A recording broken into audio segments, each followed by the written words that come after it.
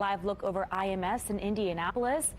It's a beautiful day, warm out there. We will take it while we can get it. It was a little windy, though, Ryan. Yeah, a little bit windy, but we officially hit 70 for today. Wow. That's well above average for this time of year. It's probably our warmest day left over. We're going to see for a while. Yeah. Probably for a while. I didn't want to say it, but Friday we might uptick a little bit back into the 60s. But yeah, today is probably the warmest day for a while. Peak wind gusts for today. Fort Wayne gusted to 38 here in Indianapolis. Gusted to 32 earlier in Bloomington, 30 miles an hour. So widespread wind gusts of 30 to 35 miles an hour. We're going to see that wind start to back off through the next couple hours, and especially going through tonight. And you have the supermoon, which is still visible for tonight. It's a Beaver supermoon. Moonrise is at 5:27 p.m. So check that out through tonight. Overall forecast looking good. Clear skies into tonight. Tomorrow, our temperature's not as warm. We had a front go by, so behind that front, we're not as warm through tomorrow. Showers and storms are looking likely on Friday. We're specifically eyeing the morning hours. I think by Friday afternoon and evening, we'll start to clear things out across the area. All right, let's take a closer look at some of our temperatures for today.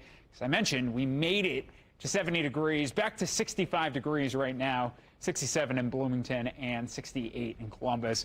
Temperatures well above average for today. Average high is 56 degrees, so easily got there. And we're still breezy across the state, but as I mentioned here, wind will be backing off for tonight. Storm tracker showing our front, which is off to the east, and then the next one on the way. That is going to be our system for Friday, bringing rain chances. Pacers are in action this evening, and clear skies expected. Tip-off temperatures in the mid-50s if you are headed to Gainbridge Fieldhouse. Nets taking on the Pacers. 35 for the low tonight, 33 in Kokomo and 33 in Lafayette. Headed back to the colder temperatures. If you remember this morning, we were actually starting in the lower 50s, so back to some of that cooler air. Tomorrow in the upper 50s, no weather issues. We'll start to see clouds increasing late, and temperatures just above average for this time of year.